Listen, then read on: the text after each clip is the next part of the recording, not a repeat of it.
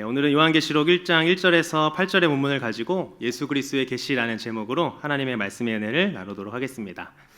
여러분은 요한계시록 하면 어떤 생각이 드십니까? 생소한 느낌이 들고 또 뭔가 건들면 안 될 것 같은 그런 느낌, 또 읽어도 무슨 말인지 잘 몰라서 읽고 싶지 않은 생각이 혹시 드신 적 있으십니까? 여러분들이 가졌던 그 생각들이요, 사실 제가 청년 때 가졌던 생각들이었습니다. 그래서 성경을 1년에 일독하면서도 계시록을 이제 건너뛰기도 하고 또 앞에 7교회 이야기까지만 읽고 그랬습니다. 여러분, 그러나 요한계시록은요, 우리가 꼭 알아야 할 하나님의 말씀입니다. 왜 그렇습니까? 왜냐하면 영화나 이 드라마도 처음과 끝이 중요한 것처럼 성경도 처음과 끝이 중요하기 때문입니다. 창세기를 통해서 우리는 태초의 시작을 알게 되고 또 요한계시록을 통해서 우리는 마지막 때에 어떤 일이 일어나는지 또 끝은 어떻게 되는지를 깨닫게 될 것이기 때문입니다. 그래서 요한계시록을 아는 것은요, 우리에게 너무나도 중요합니다. 그렇지만 요한계시록을 이용하여서 여러 가지 문제들이 좀 많이 생겼는데요, 성경이 말하고자 하는 대로 해석하는 것이 아니라 자신들의 입맛대로 그 요한계시록을 거짓 해석하면서 이단들이 생겨났습니다. 왜 그렇습니까? 성도들이 잘 모르니까 유혹하기가 너무 쉬웠던 것입니다. 대표적인 사건이 무엇이 있었습니까? 우리나라 1992년에 이 다미 선교회 사건이 있었습니다. 한국의 이제 이장림 목사 등이 1992년 10월 28일에 휴거가 일어날 것이라는 이 시한부 종말론을 주장하여서 사회적으로 큰 파장을 일으킨 적이 있었습니다. 세상에서는 이것을 종교 사기 사건이라고 그렇게 표현을 했습니다. 10월 28일에 맹신도들은요, 정상적인 그 일상에서 이탈해서 이제 종말을 준비를 했습니다. 재산도 정리하고 직장도 다 그만두고 모든 것을 정리한 채 흰옷을 입고 그 다미 선교회 이제 본당에 다 같이 모였습니다. 그래서 휴거가 나타나기를 계속 기다렸죠. 결과는 어떻게 되었습니까? 많은 방송국 기자들이 와서 다 촬영을 했는데요, 10월 28일이 지나도 아무 일도 일어나지 않았습니다. 그래서 실망한 채 돌아간 사람들도 있고요, 또 그중에 맹신도들 중에서는 오늘은 안 됐지만 다시 때가 있겠지 하면서 돌아간 분도 있습니다. 잘못된 시한부 종말론 때문에 그들의 일상이 무너졌고요, 또 사회 가운데는 혼란을 주었습니다. 여러분, 사람들이 왜 종말론, 이 휴거론에 빠지게 될까요? 똑똑하지 않아서 그들이 빠지는 것이 아닙니다. 박사들 뿐만 아니라 똑똑한 사람들도 많이 빠집니다. 그 이유가 무엇이냐면 바로 잘못된 전제 때문입니다. 우리가 종말이라고 하면은 가지고 있는 선입관이 있습니다. 어떤 것입니까? 종말의 때와 시간은 언제일까 궁금해합니다. 그때는 또한 무슨 일이 일어날까 집중을 하게 되죠. 그런데 종말론은요, 이 잘못된 전제와 그 잘못된 기대 때문에 잘못된 길로 빠지게 되는 것입니다. 그 길로 빠지게 되면 여러 가지 현상들이 나타나게 되는데요, 먼저는 현실을 무시하게 됩니다. 종말의 날이 다가오니까 직장을 다닐 필요도 없고 또 학교도 다닐 필요가 없다라고 말합니다. 재산도 다 팔아서 이단 본부에 바칩니다. 한국 사회에 이런 일들이 너무나도 많이 일어났었습니다. 두 번째는요, 비상식적이 됩니다. 상식에서 벗어나는 삶을 삽니다. 여러분, 기독교는요, 이 상식적인 종교는 아니지만 상식을 포함하고 있습니다. 이단들의 대표적인 것들이 바로 이 비현실적인 것들입니다. 신천지만 보더라도요, 가족을 버리라고 말하기도 하고요, 끝까지 거짓말을 하게 합니다. 또 세 번째는요, 한 번 빠지게 되면 헤어나오기가 너무나도 힘들다는 겁니다. 신천지에 빠졌던 자녀들을 구하기 위해서 부모님들은 직장을 다 그만두고 자녀들을 찾아나시고, 자녀들을 찾아서 또 그들을 교회로 돌아오게 하려고 해도 그들은 거짓말로 빠져나갑니다. 그래서 그들을 돌아오게 하는 것이 너무나도 쉽지 않아서 이 전문적인 기관을 통해서 도움을 받게 되죠. 그래서 우리는 이 종말의 관점을요, 성경적으로 바꿔야 합니다. 그래야 그렇게 더욱 요한계시록을요, 가까이 하며 또한 바르게 알아야 하는 것입니다. 오늘 본문에 나온 이 요한계시록을 통해서 이 요한계시록이 어떤 책인지 또 어떤 주제를 말하고자 하는지를 살펴보고 앞으로 요한계시록을 두려워하고 또 어려워하고 멀리하는 것이 아니라 깊이 묵상하는 저와 여러분 되기를 간절히 소망합니다. 여러분, 요한계시록은 누가 기록했습니까? 잘 알고 계시다시피 사도 요한이 기록했습니다. 반모섬에 유배를 당했을 때 하나님이 보여주신 그 환상들을 기록한 것이 바로 요한계시록인데요, 요한계시록의 기록 목적은요, 그 초대교회가 핍박을 받을 때 고난과 환난 가운데 있는 그 그리스도인들에게 최후의 승리는 주님께 있다라는 것을 말해주면서 고난을 이겨낼 힘을 주기 위함이었습니다. 우리 1절 말씀 함께 읽겠습니다. 예수 그리스도의 계시라. 이는 하나님이 그에게 주사 반드시 속히 일어날 일들을 그 종들에게 보이시려고 그의 천사를 그 종 요한에게 보내어 알게 하신 것이라. 아멘. 1절을 보면 무엇으로부터 시작이 됩니까? 예수 그리스도의 계시라고 시작이 됩니다. 저와 여러분이 보는 이 성경인 개역개정의 첫 단어는요, 바로 예수라고 이렇게 시작이 되지만요, 헬라어 본문은요, 계시라는 그 뜻을 가진 헬라어 단어인 아포칼립시스라는 단어로 요한계시록을 시작하고 있습니다. 여러분, 이 아포칼립시스가 계시인데 무슨 뜻일까요? 계시라는 뜻은요, 이제까지 숨겨져 있던 것을 드러내는 행위를 말합니다. 환상이나 상징, 또 암시적인 그림 언어로 이렇게 표시를 해주는 거죠. 계시와 혼동되는 단어가 있습니다. 성경에 나오는데요, 무엇입니까? 바로 예언이라고 하는 단어입니다. 예언은요, 계시와 같이 어떤 그 미래적인 그림을 담고는 있지만 하나님께서 그것을 어떻게 펼쳐 가시느냐에 초점이 있는 단어입니다. 계시를 이루기 위해서 하나님이 어떤 운영과 경영을 그가 이루시는 그 역사 속에서 어떻게 펼쳐 가시는가를 말해주는 것이죠. 그래서 이것들을 선지자들이 말하고 다녔습니다. 1절 뒤에 나오는 이 반드시 속히 일어날 일들이라는 구절과 연결하면요, 계시는 이제까지는 숨겨져 있었지만 반드시 속히 일어날 일들을 드러내는 행위다라고 말할 수 있겠습니다. 여기서 말하는 이 반드시 속히 일어날 일들은요, 어디서 나오는 거였냐면 바로 이 다니엘에서 바로 가져온 내용입니다. 다니엘 2장 28절, 29절 그리고 45절의 이야기인데요, 내용이 무엇입니까? 바로 이 느부갓네살 왕이 보았던 환상에 대한 이야기입니다. 손대지 아니한 돌이 소재가 다 다르게 완성되어 있는 큰 신상에게 날라와서 깨부수는 내용이죠. 그 환상의 뜻은요, 세상의 나라는 이렇게 흥망성쇠가 있지만 하나님의 나라는 결국 도래할 것이며 영원히 망하지 않는다라는 것이 바로 그 환상의 내용이었습니다. 계시록과 연결하면 어떻게 됩니까? 계시록의 이 심판과 새 하늘과 새 땅을 통해서 영원한 그 하나님의 나라의 도래가 반드시 일어날 것임을 우리에게 성경은 말해주고 있는 것입니다. 이어서 1절에 보면 이 계시의 순서를 우리에게 알려주고 있는데요, 그 순서가 어떻게 됩니까? 먼저 하나님께서 그 계시를 그리스도께 주셨고 그리스도는 그것을 천사에게 전달했고 천사는 이 사도 요한에게 전달했습니다. 그리고 마지막 요한은요, 소아시아의 7교회 그 교인들에게 이 계시를 전달하죠. 그것을 전달받은 요한이요, 자기가 본 하나님의 말씀과 그 그리스도에 대한 증거를요, 예수 그리스도의 종들에게 증언하기 위해서 이 계시록을 기록한 것입니다. 소아시아 7교회들에게 회람 형식으로 이 서신을 다 보낸 것이죠. 그 계시 안에는 이런 내용들이 담겨져 있습니다. 인간의 구원, 그 역사의 완성, 그리고 최후 심판, 그리고 새 창조와 새 예루살렘에 대한 내용 등이 들어가 있습니다. 그래서 우리는요, 요한계시록의 이 계시와 예언을요, 올바로 이해하게 되면 우리가 얻게 되는 세 가지가 있습니다. 그것은 바로 바른 종말론과 바른 기독론과 그리고 바른 교회론입니다. 여러분, 교회는요, 어떤 철학과 개념을 가지고 있는가가 너무나도 중요합니다. 특별히 교회론의 기초가 중요한데요, 왜 그렇습니까? 교회론이 잘못되면 사람을 그냥 많이 모으고 관리하는 모습으로만 그렇게 교회가 나갈 수 있기 때문입니다. 결국 올바른 교회론을 통해서 이 한 영혼에 대한 관심이 너무나도 중요하죠. 교회를 섬기는 목회자와 그리고 중직자와 모든 성도가 이 한 교회론을 가질 때 교회의 모든 것들이 하나님이 원하시는 방향으로 나아갈 수 있는 것입니다.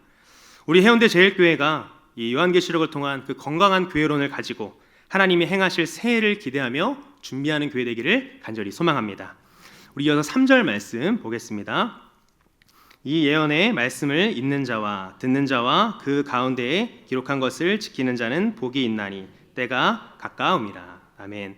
3절에서 요한이 뭐라고 말합니까? 이 예언의 말씀을 읽고 듣고 또 기록한 대로 지키는 자가 복이 있다라고 말합니다. 그리스도께서는 마지막 때에 일어날 일들을요, 이 요한에게 환상으로 보여주셨습니다. 그 이유가 무엇입니까? 그것을 기록해 증언함을 통해서 듣고 지키게 하기 위함이었습니다. 그래서 읽고 듣고 끝나는 것이 아니라 지키는 것이 너무나도 중요하다라는 것입니다. 순종하라고 하는 이유는요, 그 재림이 임박했기 때문입니다. 그래서 1절에서는 속히 일어날 일이라고 말하고요, 3절에서는 그 때가 가까웠다라고 말하고 있습니다. 그 마지막 때가 언제입니까? 바로 그 어린 양이신 예수님이요, 그 봉인을 뗀 시점입니다. 종말의 시작인데요, 그 종말의 시작은요, 바로 이 십자가 사건에서부터 그 종말이 시작되었습니다. 예수님께서 십자가에서 그 구원의 사역을 이루신 순간부터 종말의 때가 시작이 된 것입니다. 그러기에 우리는요, 지금도 이 종말의 때를 살아가며 다시 오실 그 예수님을 기다리고 있는 것입니다. 오늘날도 마찬가지입니다. 예수님은요, 이 재림의 때를 설명하면서 그날은 도적같이 우리에게 임한다라고 성경에서 말하고 있습니다. 그러기에 우리 성도가 해야 할 일은요, 하나님의 말씀인 이 성경을 읽고 그리고 듣고 지키는 것입니다. 여기서도요, 원어를 보시면 읽는 자는요, 원어로 단수이지만 듣는 자와 지키는 자는 복수로 되어 있습니다. 무슨 뜻입니까? 듣고 지키는 것을 강조하면서 순종을 우리에게 말하고 있는 것입니다. 바라기는 마지막 때의 종말을 살아가는 우리 해운대 제일교회 모든 성도님들이 이 요한계시록을 읽고 듣고 기록한 것을 지키는 그런 하나님의 사람이 되기를 간절히 소망합니다. 이어서 우리 4절 말씀 읽어보겠습니다. 요한은 아시아에 있는 7교회에 편지하노니 이제도 계시고 전에도 계셨고 장차 오실 이와 그의 보좌 앞에 있는 7 영과. 아멘.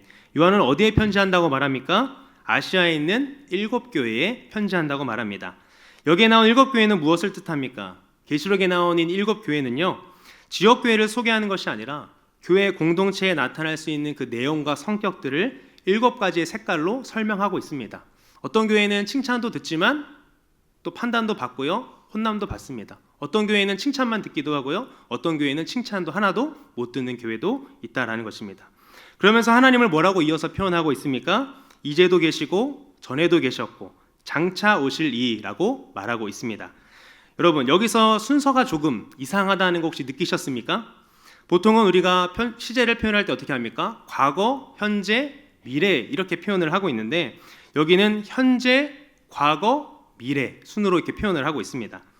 요한이 이제도 계시고 전에도 계셨고 장차 오실이라고 말하면서 현재, 과거, 미래 이렇게 언급한 것은요, 요한이 강조하고 싶은 그 강조점이 당시에 고통을 당하고 있는 그 현재의 성도들에게 있기 때문입니다. 과거와 미래를 주관하시는 그 하나님이요, 현재도 지금 주관하심으로써 고난받고 있는 그 성도들을 위로해 주기 위함이었습니다. 그러면서 삼위 하나님으로부터 오는 그 은혜와 평강이 이 글을 읽는 독자들에게 있기를 사도 요한이 바랬던 것입니다. 근데 특별히 성자 예수님에 대해서 이어서 언급하고 있는데요, 우리 5절 말씀, 우리 색깔된 글씨만 함께 읽어보겠습니다. 예수 그리스도로 말미암아 은혜와 평강이 너희에게 있기를 원하노라. 아멘. 은혜와 평강이 예수 그리스도로 말미암아 너희에게 있기를 원하노라 라고 말합니다.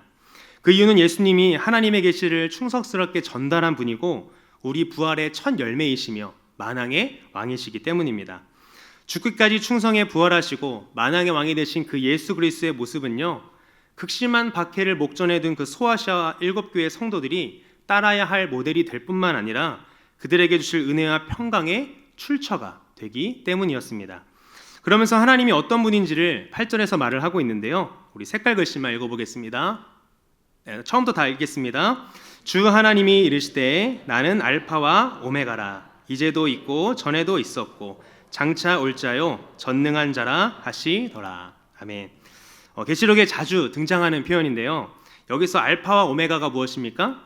헬라어에서 알파는요, 가장 첫 번째 글자고 오메가는 가장 마지막 알파벳입니다.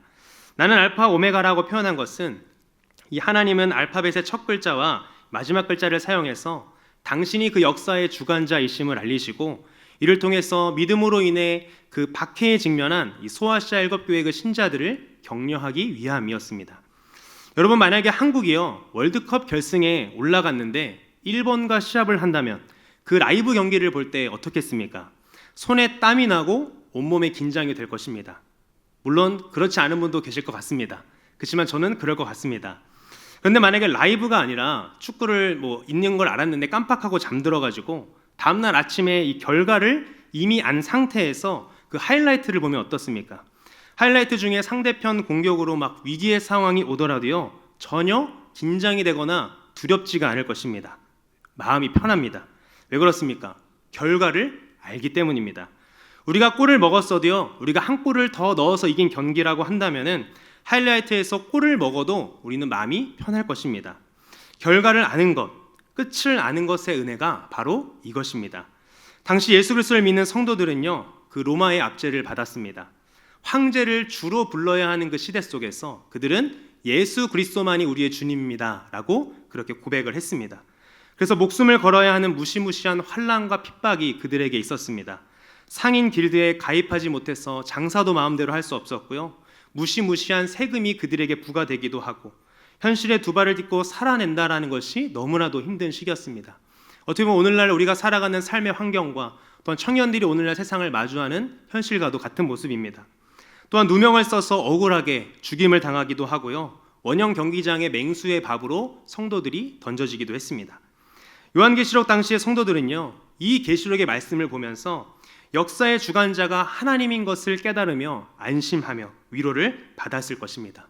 왜 그렇습니까? 현재의 삶은 이 고난과 핍박 가운데 내가 있지만 결국 그 끝은 예수님이 승리하시고 우리는 평안을 얻게 된다라는 메시지가 이 요한계시록에 담겨져 있기 때문입니다.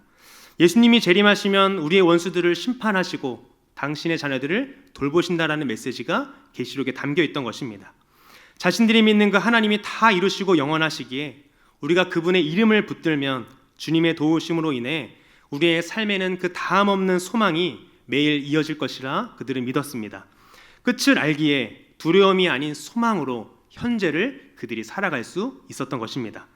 그들은 계시록을 통해서 하나님을 믿는 사람들에게 어떤 나라가 도래할 것인지, 그 나라는 어떤 나라인지, 이 현실을 어떻게 이겨내야 하는지 가장 현실적인 답을 이 요한계시록을 통해서 얻었던 것입니다.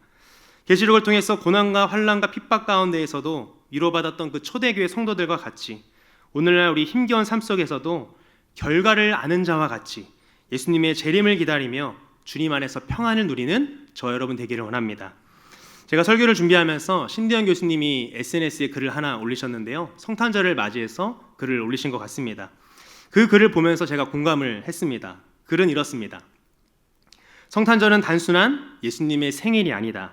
역사에 단 한 번 하나님이 사람이 되어 오신 날이다. 그리고 그분은 다시 오신다. 성탄절은 우리에게 이미 오신 은혜를 기념하며 다시 오실 그날을 기다리는 날이다. 저는 이 글을 보면서 성탄의 의미를 다시 한번 되새겨보며 또한 요한계시록을 통해서 우리가 오늘날 무엇에 집중해야 되는지를 묵상했던 것 같습니다. 힘겨운 삶 속에서도 결과를 아는 자와 같이 그 예수님의 재림의 때를 기다리면서 주님의 평안을 누리는 삶, 그것이 바로 우리 성도의 삶인 줄 믿습니다.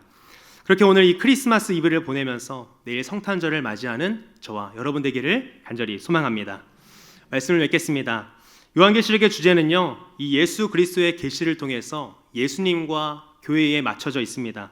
종말이 언제인가의 문제에 집중하고 또 종말에 어떤 일이 벌어지는가에 집중하는 것이 아니라 요한계시록의 이 방향과 원리가 오늘의 현실에 어떻게 적용이 되며 우리는 어떻게 이 현실 속에서 말씀을 순종할 것인가의 싸움입니다. 예수님이 교회와 함께 하시고 또 교회를 통해서 이 세상을 다스리시며 악한 세력과 전쟁을 수행하고 계심을 알리고요. 힘겨운 삶 속에서도 결과를 아는 자와 같이 예수님의 그 재림의 때를 기다리며 주님의 평안을 누리는 삶을 살라고 메시지를 선포하는 것, 그것이 바로 요한계시록인 것입니다. 그래서 요한계시록은요, 미래에 일어날 그 어떤 내용을 다룬 책이 아니라 오늘 당시 시대처럼 고난의 시대를 살아가고 있는 그 하나님의 백성들에게 오늘 현실을 우리가 어떻게 살아가며 순종하며 감당해야 할지를 설명한 책입니다. 그러기에 가장 현실적인 책이 바로 요한계시록이라는 거죠. 그러므로 우리는 악하고 어리석은 이 이단들의 가르침 속에서요, 휘둘리지 말고 이 요한계시록을 묵상함으로 세상의 악한 문화와 그 가치관에 대적하고 힘과 소망을 얻어야 할 줄 믿습니다. 또한 끝을 알면요, 우리는 두렵지 않을 수 있습니다. 성경은 이 요한계시록이라고 하는 이 하이라이트로요, 성도들에게 두려움과 실패가 아니라 평안과 승리를 우리에게 말해주고 있습니다. 여러분, 예수님은 반드시 재림하십니다. 그날까지 우리는요, 두려움이 아니라 그 평안과 소망 가운데 예수님의 재림을 기다리면서 이 땅 가운데 살아야 될 줄 믿습니다. 패배한 자처럼 살아간 것이 아니라 승리한 자처럼 이 땅 가운데 살아가는 것, 그것이 바로 성도이고 우리를 구원한 예수님의 뜻인 줄 믿습니다. 그래서 우리가 무엇을 높여야 합니까? 바로 예수 그리스도, 다시 오실 그 예수 그리스도를 높이는 삶, 예수 그리스도가 보여주셨던 그 삶을 그대로 따르는 삶, 그것이 바로 성도의 삶인 줄 믿습니다. 요한계시를 통해서 알파와 오메가 되신 그 하나님을 기억하고 또 성령 하나님을 통해서 우리에게 말씀을 깨달을 수 있도록 계시하시는 그 하나님의 은혜를 구하며 말씀을 읽고 듣고 기록한 것을 지키는 저와 우리 해운대 제일교회 모든 성도님들 되시기를 예수님의 이름으로 간절히 축복합니다. 함께 찬양-